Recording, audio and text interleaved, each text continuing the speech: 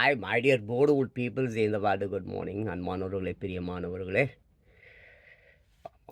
வணக்கம். நான் இன்னைக்கு என்னுடைய சொந்த அனுபவங்கள், அதாவது வழிகள், அதை பற்றி தான் பேசணும்னு நினைக்கிறேன்.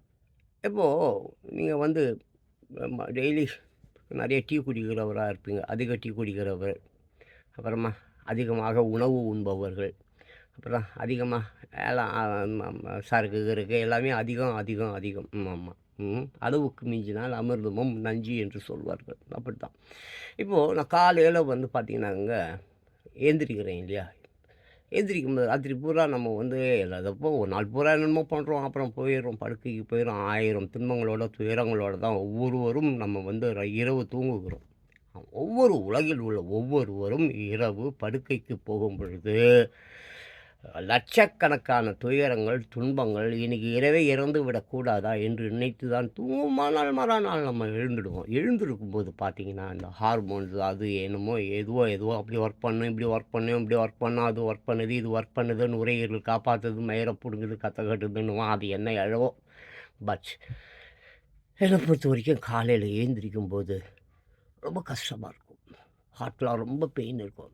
எனக்கு ஏற்கனவே 2 தடவை அட்டாக் வந்திருக்கு. ஆமாம், 2 தடவை. ஆமாம், 3வது தடவை வந்ததுன்னா முடிஞ்சு போச்சு. ஆமாம், நான் செத்து போயிட்டு வந்தால் உலகம் அழிஞ்சிடும்.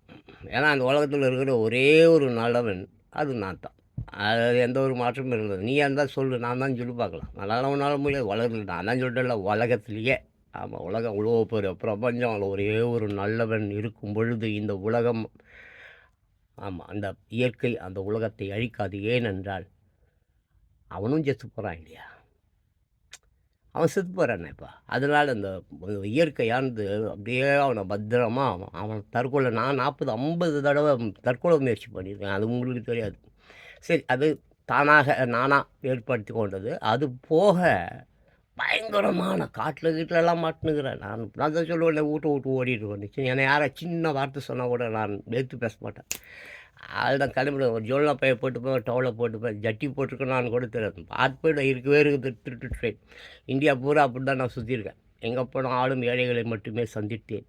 அங்கே நான் சந்தித்ததில் 99% பெண்கள்.